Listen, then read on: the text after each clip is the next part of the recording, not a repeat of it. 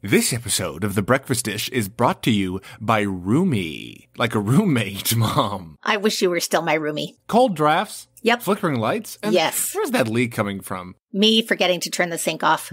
I see. If you ever wonder what's really going on in your home, like it sounds like Karen might be, Roomie's Ask a Home Inspector service can help. You have to call. You have to call. It really sounds like I'm really worried about you. Connect with a certified professional home inspector by phone or video call and get your question answers video call. Thank you so much. It's a new normal. Roomie will let you know what's easily fixable with a little DIY or when you might need to call in some professional help. Like me. Visit roomie.ca. That's Roomie, RUMI.ca, and book your Ask a Home Inspector appointment today. Something's on fire. What? Tell me your dreams over bacon and eggs.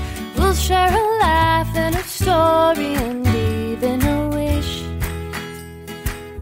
on the breakfast dish. Bop, bop, bop, bop, bop, bop,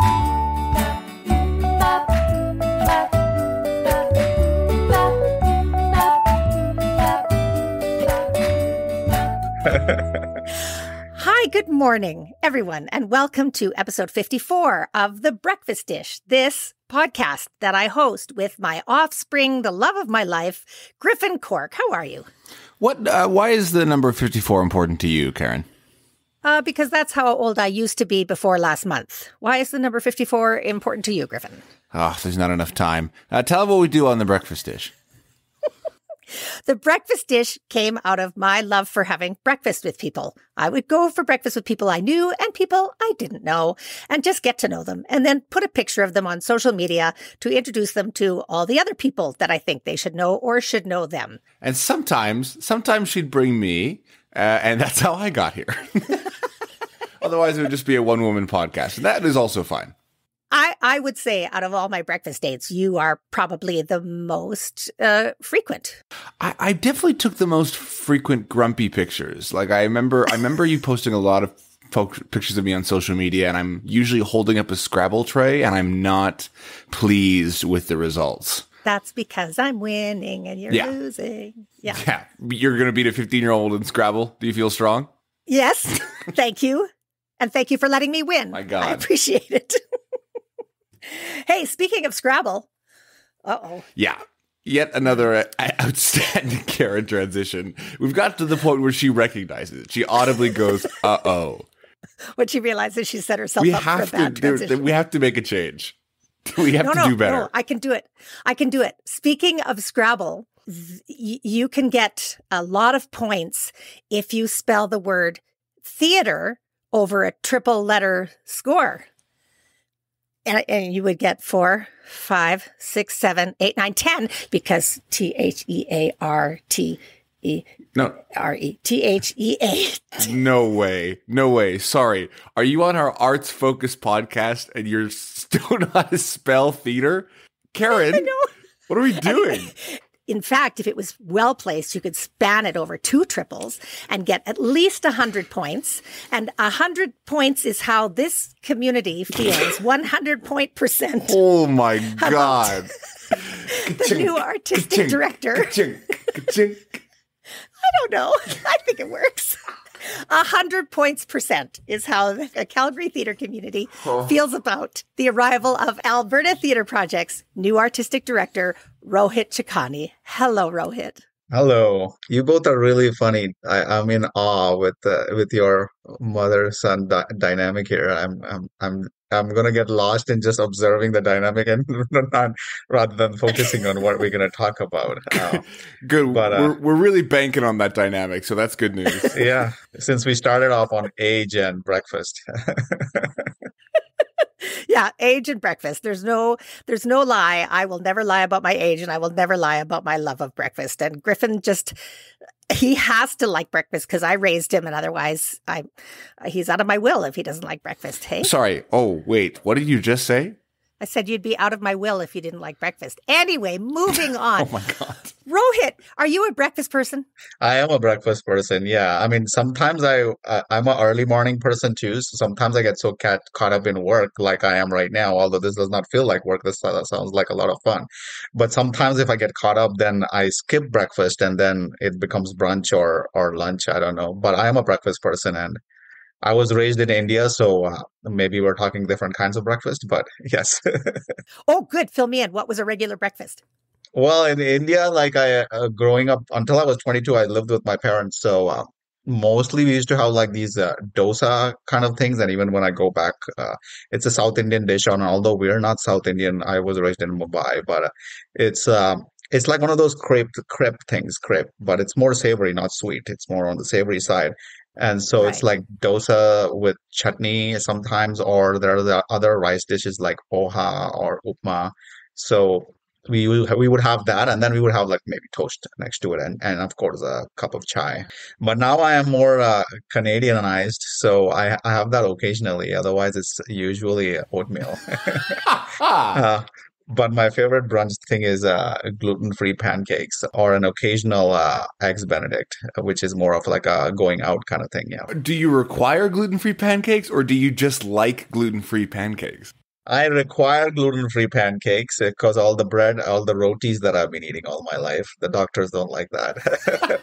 Although I love rotis, so I try to do it, but I don't know. I'm interested in knowing all these vegan or gluten-free places in Calgary because I love traveling and that's my like thing. Like I'm just coming off from some time off in Thailand and I just like finding places by trying to find like these alternative places like looking for gluten-free pancakes in Phuket, Thailand was an adventure and I did find a few amazing places and I would love to do that in Calgary, I think. Okay, that's my specialty, except I'm not a gluten-free person. No. Go in on it. Awesome, Karen. Here we go. Speak for the community.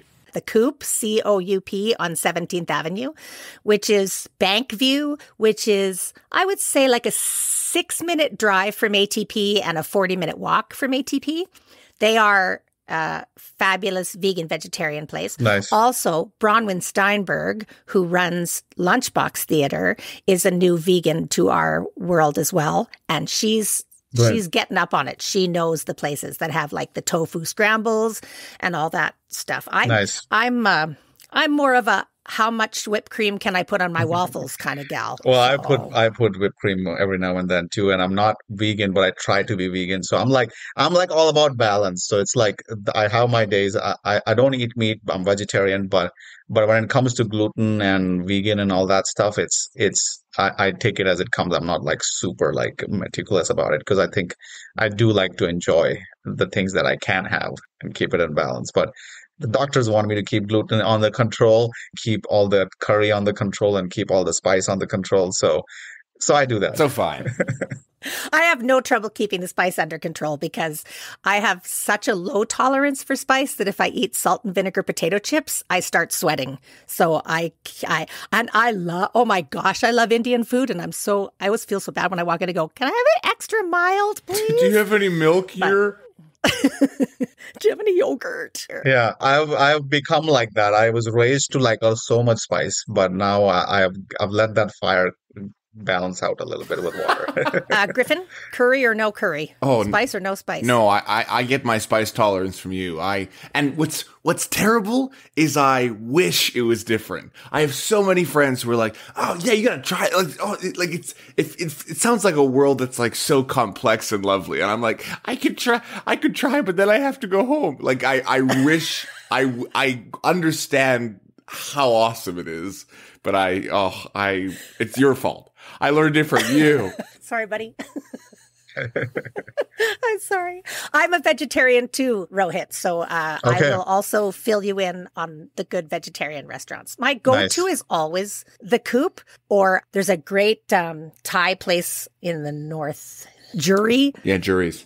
Jury. Oh my gosh, I love that place. But yeah, I could talk about food for every moment of every single day if I was allowed to. I could do that too. Yeah. Let's talk about theater a little bit. Griffin, what's your first memory of Alberta Theatre Projects? Do you have one? Ooh. I think my first memory was Toad at Toad Hall. Oh, with Duval Lang. Yeah, and Doug McKaig as Toad? I bet you're right. Oh, yeah. Toad at Toad Hall. For some reason, that's my earliest. There has to be one earlier than that. I'll give you one. Rohit, when I moved to Calgary, I moved because I loved him. I had my kid and then I stayed home for a while. And then one of the first shows that I auditioned for was at ATP. Nice. And at the time, Bob White was running the company. And I have to bring Griffin with me because I have lost my babysitter. So Griffin's with me. He's 4 years old. And we walk in there, and I'm just like... I'm a nightmare. I'm a menace. I'm crying. I have sticky hands. I'm pouring Orange Crush. Do you remember? You remember this audition? No, not even a little bit. I just imagine I was a menace. No. I want peanut butter! You were very sweet, and you had an Archie comic, so you were fine. But I walked in, and I went, hi, I'm Karen Johnson Diamond. Oh, hi. And this is my son, Griffin. And I said to Griffin, this is Mr. White. And Griffin went, where is Mr. Black? What? Did I really say that? Yeah. Okay, because in my brain, that was a joke that you told me to say. No. Holy crap, I'm a genius. All I'm saying is you made him laugh, and I was in, baby. I was in. So, Rohit, what is your experience so far with Alberta Theatre Projects up to this point, knowing full well you have not started your job yet? Right, because as our listeners listen to this episode, it is your first day on the gig. It is my first day on the gig. And I've known ATP, and I think I've traveled enough times to Calgary before, and I've had some great exchanges with prior leaders as well, and sitting here in Vancouver, but in general, like people look up to ATP in terms of new works. Like I think if you look back at the 50 years at ATP, like it's pretty nationally known to what ATP has done in terms of new works. It's quite impressive, that whole body line of work that has come from there. But I think when I think of ATP, I think the Tylery community. For me, the earliest memory that I have was a PACT conference that I attended a few years ago, and I was a little bit of a disruptor in that conference in terms of like trying to bring like this new insights, because the younger side of me, I'm less of a disruptor now. It was a more of a young, exuberant side of me that was like just speaking my mind at that conference, and a lot of equity conversations were happening at that time at PACT, and it was like a interesting time at PACT conference. I don't know whether if I had to revisit that time and say what I had said then now again. I don't know. I think I'm much more tactful and much more grounded of a person. But so that is my memory. We really want to know what you disrupted. We really want to know.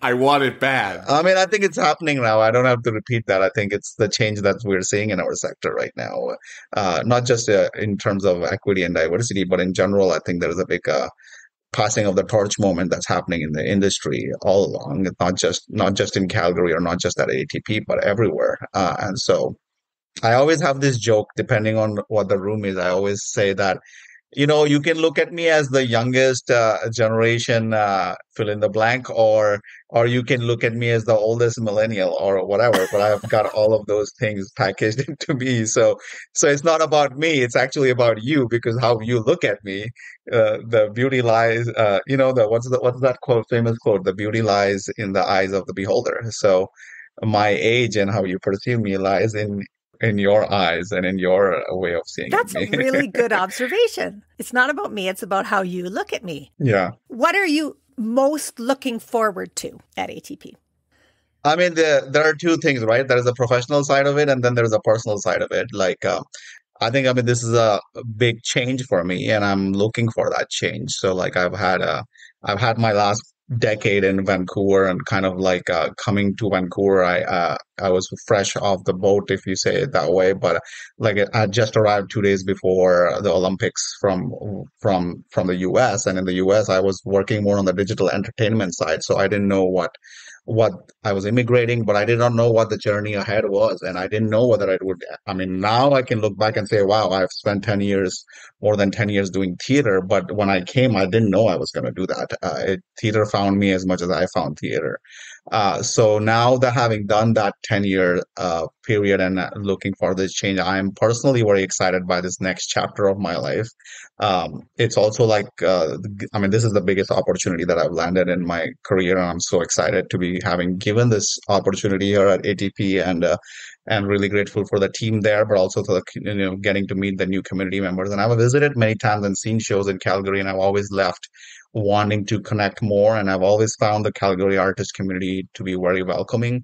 So all these connections I've built and all these new connections, such as yourself, that I'm making now, are the exciting part of that. And I'm also like, I just turned 40 like a few months ago. So for me, it's sort of like that new chapter in life, I've gone through the last couple of years. As I was like 38, I was kind of like reflecting on my life choices and things like that. So I think the landing one of the biggest professional opportunity at the same time as entering my 40s has been kind of interesting. Yeah. Besides that, obviously, I'm excited by all the artistic possibilities that the role offers to me, and being able to lead a national leader in creating new work is amazing. But also being able to get to meet the community and kind of define the vision for ATP, because we're coming with the 50th year anniversary. So we're all thinking, and I've had many conversations with my board and the staff as well, as what is ATP in the next 50 years? And it's really not about what I want to do or the team wants to do. It is part of that, but it's part of what the community wants ATP to do in the next 50 years. And that kind of creating that vision forward, obviously post-COVID, and who knows how many years it will be actually post-COVID, but that is very exciting, and getting to meet the people and creating art, and kind of like being in this sort of an artistic incubator space through this opportunity, and creating that for myself, and also as well as creating that for everybody that I work with, is going to be kind of interesting. So I'm really excited about all of that. Yeah. I just want to pop in and let the listeners know that when you are looking at Rohit, and it's not about him, it's about how you're viewing him. He just said he turned 40 and he looks about 29. So yeah, it's a good thing and a bad thing, right? Speaking of 20-year-olds, you said you previously worked, did I hear this right, that you previously worked in digital entertainment? Yeah, I did.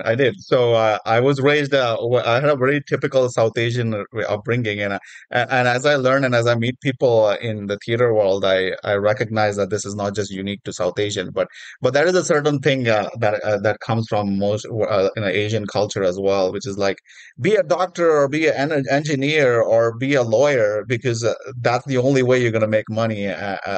Being an artist, you're not going to make money. That's how I was raised to. So it was not like I was not supported. I was very much supported by my family and my parents to do artistic things.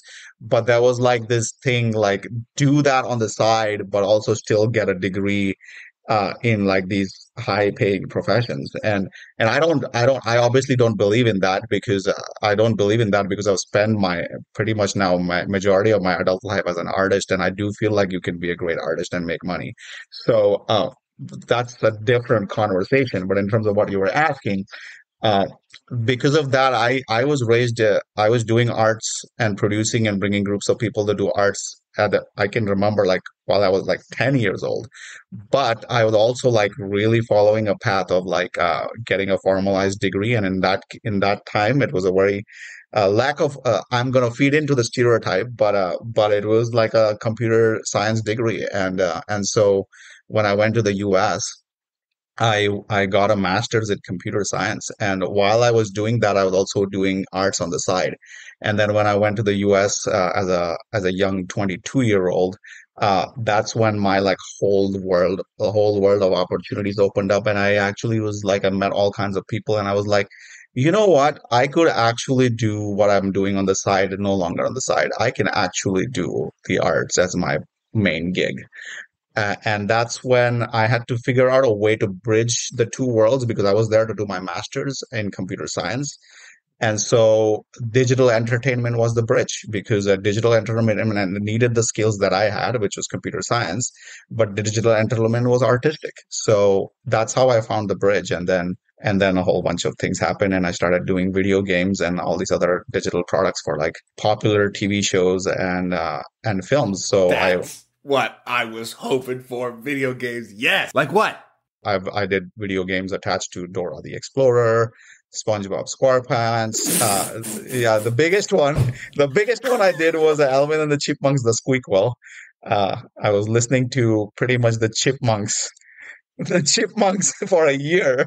I drove everybody crazy because I'm listening to Chipmunks. How did you survive that? I thought it was pretty fun. Yeah, it was fun. I didn't even know they made a video game for the Squeakquel. What do you do with it? Yeah, the Squeakquel. We did a Nintendo DS and Wii. So I was like, I think at that time I was younger, so my roommates thought that there was something wrong with me because I'm watching Dora the Explorer at 1 a.m. and gaming while you're working late nights and things like that. But so a lot of people who I lived with thought I was crazy. Why is he watching Dora the Explorer at 2 a.m. every night? Shut the door! Close the door! I'm busy! I'm doing work! Close my door! Oh, I love that image. Our last episode with Jamie Dunstan, I know Jamie, yeah. She reminded us that Anna Kummer does a voice for My Little Pony, right, Griff? Yes. Oh, wow. Yeah. So you can just get together and talk kids shows. Yeah, and I think what COVID has done is an interesting time where live arts and digital arts are coming together. Mm-hmm. So although I have left the digital world completely once I immersed myself in the theater world, but I'm kind of excited by this coming together of digital arts and live performance arts. Yeah, because one of the arts organizations here in Calgary, the Rosé Foundation, Simon always talked about the idea of, because of this kind of forced pivot of into the digital arts, they're kind of hoping that the digital, the online kind of more interactive arts sticks around in a lot of the arts scene here in Calgary. So do you think that you're going to, I don't know, are you going to make an ATP video game? Level with me. I don't know about that. I think live arts is live arts. I don't think personally, I don't think anything can come close to a live body or live bodies right in front of me doing certain things. Now, if there's an add-on that is digital as a new product in itself, then there's that. But I don't have any, I think the community needs to tell us what we need to do in the future. So I'm here to hear all of that. But I certainly have the ability to lead or create a vision for projects that are digital in nature in addition to live arts. But I don't have any agenda specifically with regards to that at ATP. I think we got to see. I think the first focus would be to understand, meet people and see what the community wants. And obviously the next big focus, which is not just unique to ATP, but it's for everybody in the theater sector, is to how do we get the live arts back and how do we get our audiences safe into those bums in the seats and enjoy live theater again. Yeah. You have Marcy Janeska on your team now. Am I right? Yes. The city is so excited that Marcy Janeska's back here. Yeah, and I'm looking forward to meeting her in person. We've already exchanged some emails as we're already, how it is. Once I have not started, but I have started. Yeah, right. So I'm really excited, and we've hit it off pretty well. And I'm really excited to get to meet my team on my first day, that is today, and have lunch with all of them. Yeah. Can you let us in? Is it a secret, or can you tell us what's happening at ATP this season? Yeah, it's no longer a secret because the exciting announcement of me joining the team also was the exciting announcement for the next season. So I can definitely tell you a lot of exciting bits of what's coming up, and it's coming up pretty quickly.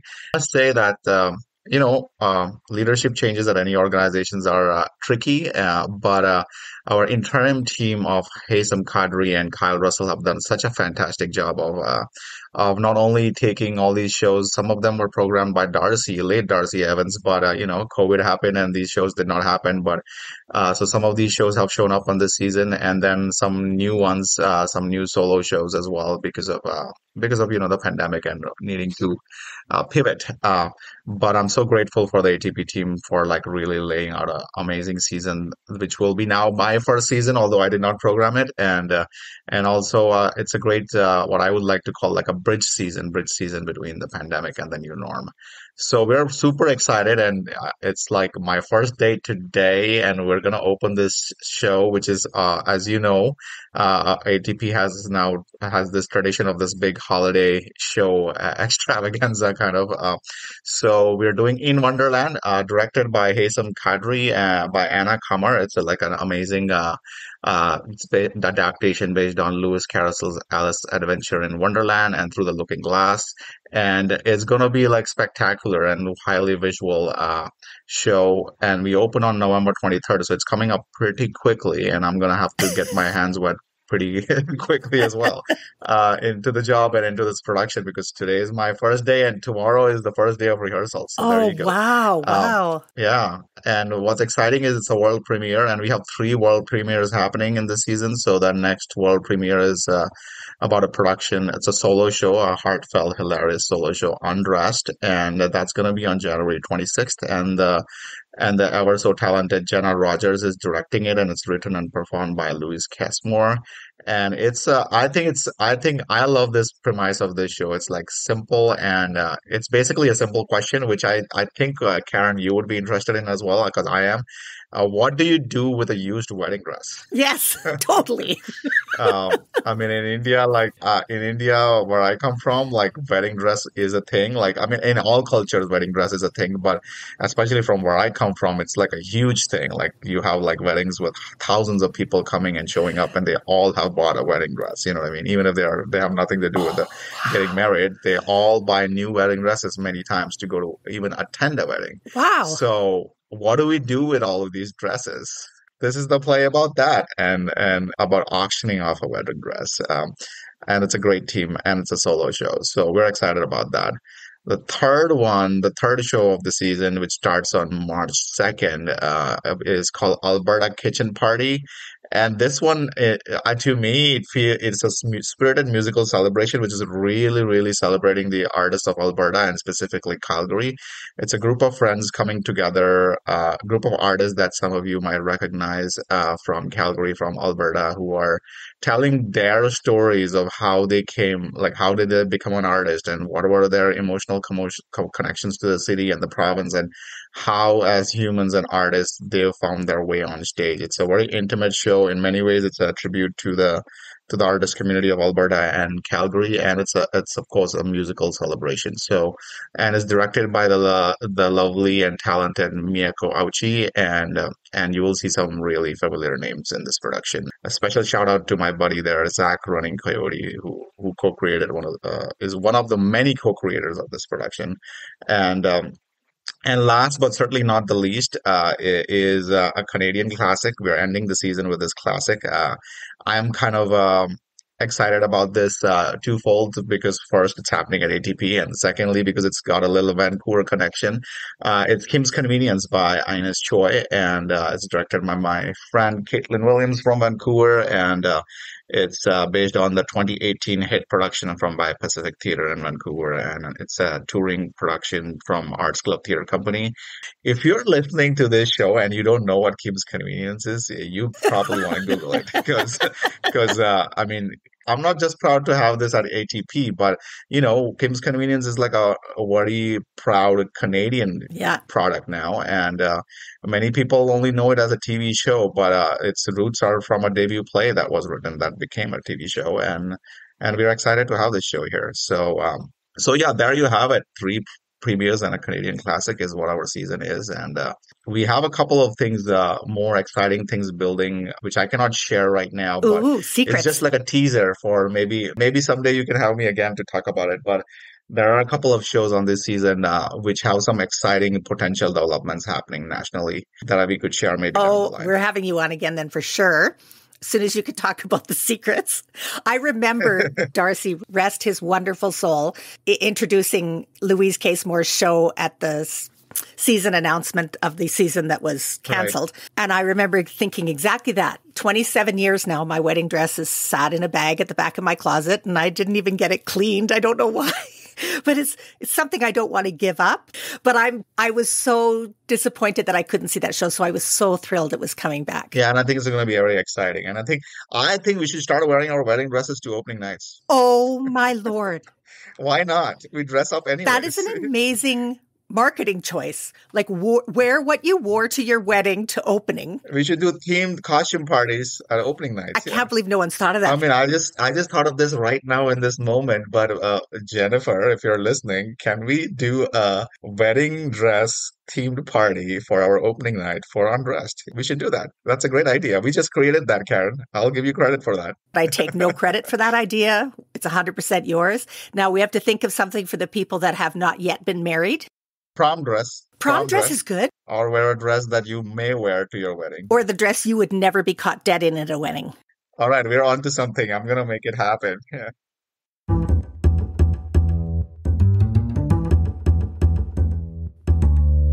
Hi, I'm Emily. And I'm Brienne. And together we make Emily Missed Out, a podcast where Emily and I dig into the long list of films that Emily hasn't seen. It's a very long list. Totally long list. And help her catch up on all of the pop culturally relevant lines, characters, scenes, and tropes that she may have missed out on. We're also a proud member of the Alberta Podcast Network. You can find us online at albertapodcastnetwork.com or wherever you find your podcasts. Join us for my pop culture education. Yeah.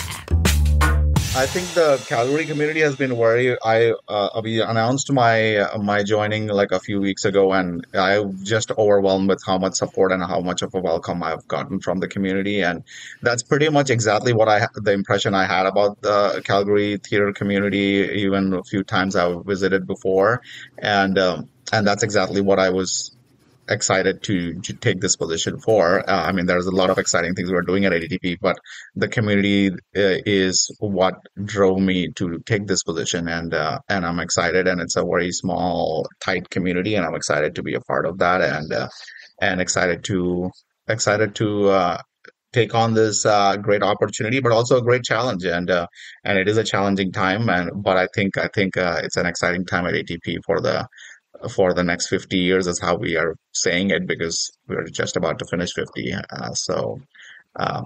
I'm just excited with everything that's happening, and I'm excited to get started. Okay, Griffin, can I jump into some rando questions now?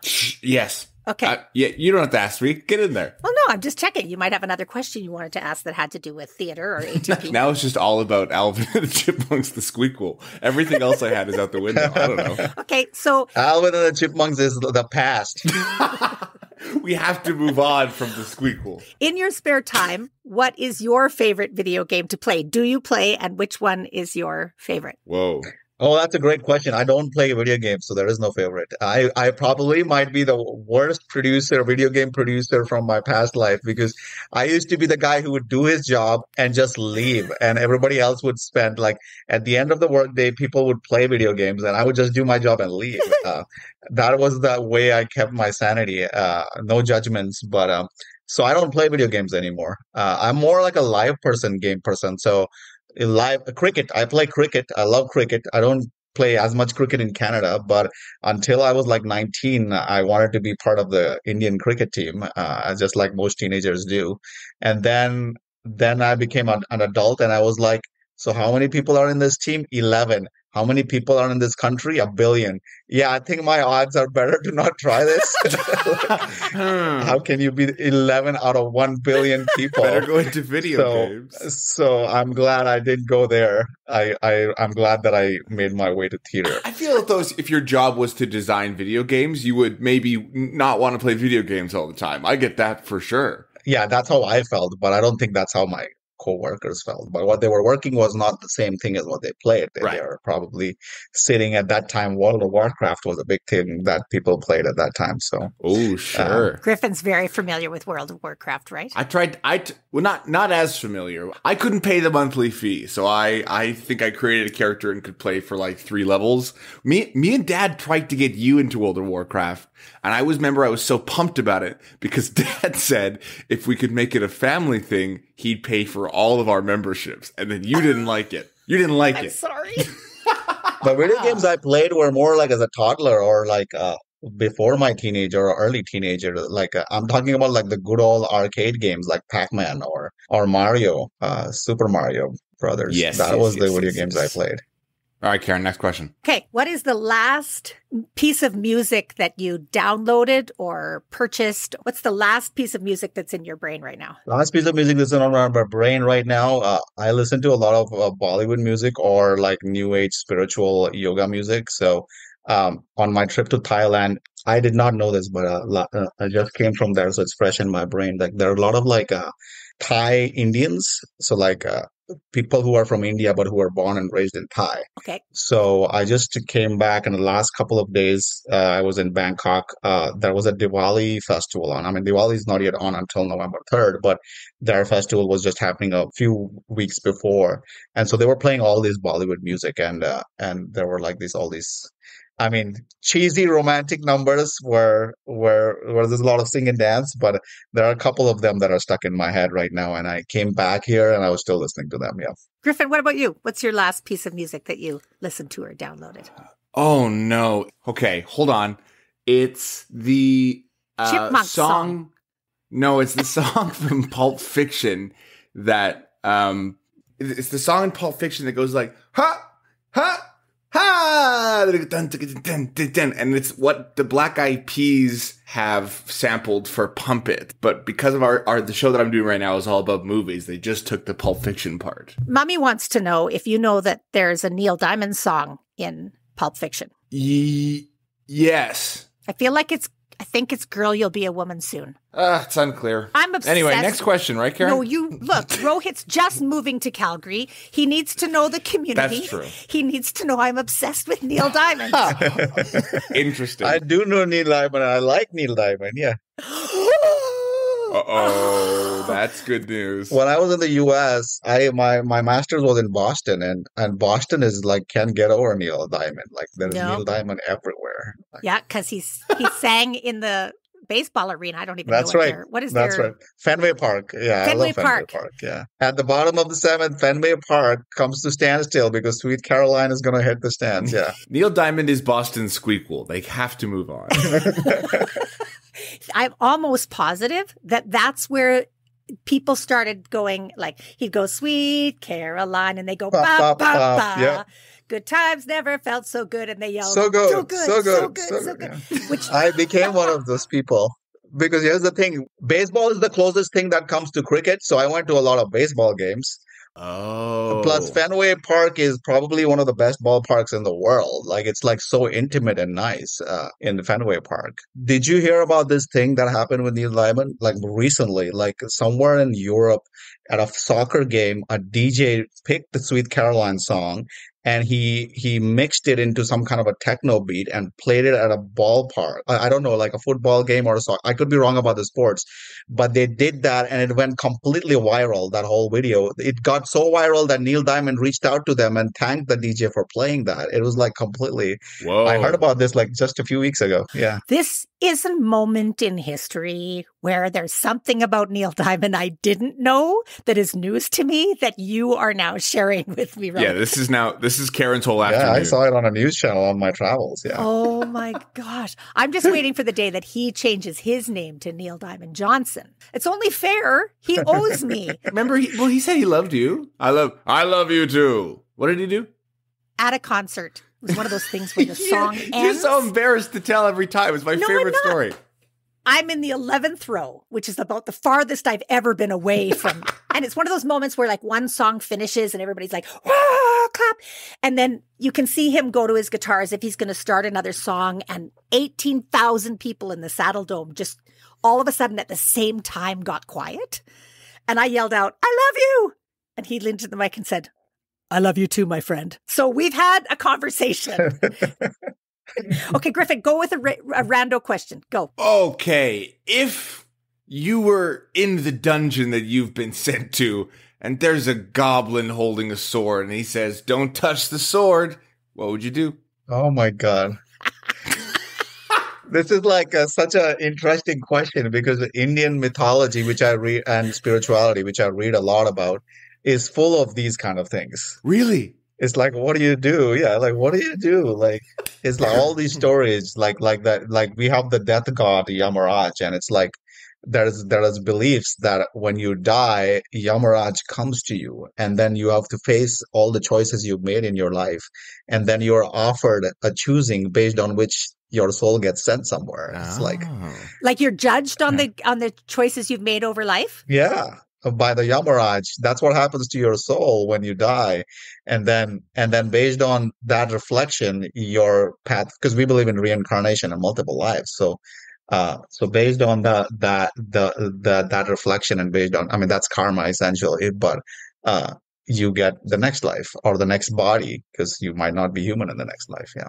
So your question reminds me of that moment. But what was your question? Will I touch the sword or will I not? Yeah, I think that's what it was. I like to be adventurous, so I'll probably touch the sword. I love it. I do the same thing. It's just a goblin. Hey, maybe you've already done this, Rohit, but I took this time to look up what's going on in Calgary for cricket. And there is a Calgary and District Cricket League. Wow. And there's the Glenmore Cricket Club and the Calgary Cricket Council Society. The Calgary Cricket Council Society? Yeah, the Calgary Cricket Council Society. That sounds like a secret organization. Yeah, you really have to know cricket to get it. I think it will be more interesting if two theater companies put together a cricket team and we have a face-off. I know there is like I don't know whether this is formalized or not, but I know there's like a Shaw versus Stratford happening in Toronto. It would be kind of cool if there's like a ATP versus Vertigo, or ATP versus Theatre Calgary. And it's all genders, by the way, all gender friendly. Yeah. How's that for a plug? Simon Mallett from the Rosé Foundation, I think, he's the push behind Betty Ball. Which is something that sometimes some of the theater companies do around award season, is the leaders of the theater companies, I think it's like the larger companies and the independent companies all fight in a baseball tournament. And they have a little nice. I'll be game for that. Yeah, sweet. Simon Mallett, get on it. Well, we are getting close to a wrap-up time. So how we usually like to end things on the breakfast dish is that Karen will ask an improvised question that she hadn't thought of, even though we're already kind of doing that. And she's a professional improviser. So here we go. 3, 2, 1. If you have a cricket team, what are you going to call it? Oh, wow. Karmic Destiny. That's really good. And here's the destiny of the breakfast dish. The breakfast dish is part of the Alberta Podcast Network, locally grown, community supported. The intro music you just heard and the outro music you're about to hear is by Alexandra Cowman. All graphic design for the breakfast dish has been done by Morgan Ermter. Karen, what's going on this week? Okay, this one sounds great. They all sound great.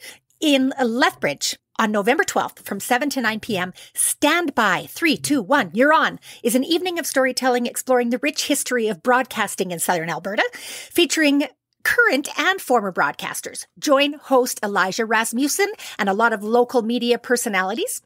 It's $15 a ticket. You should register in advance.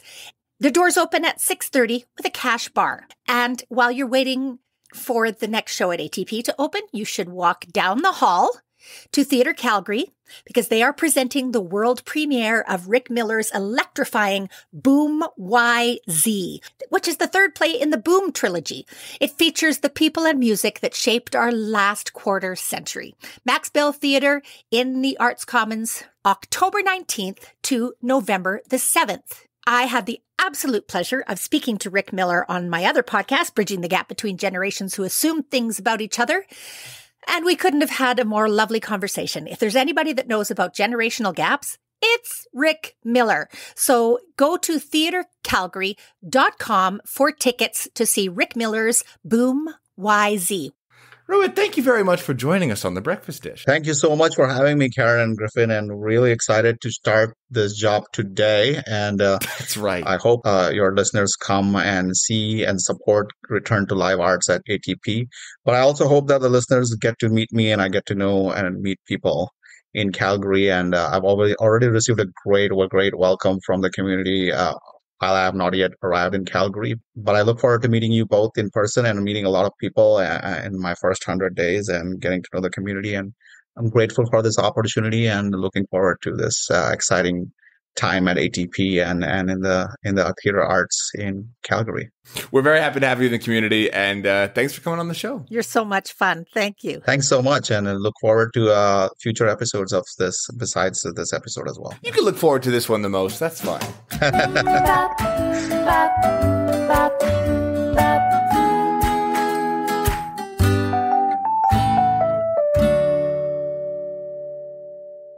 This has been The Breakfast Dish.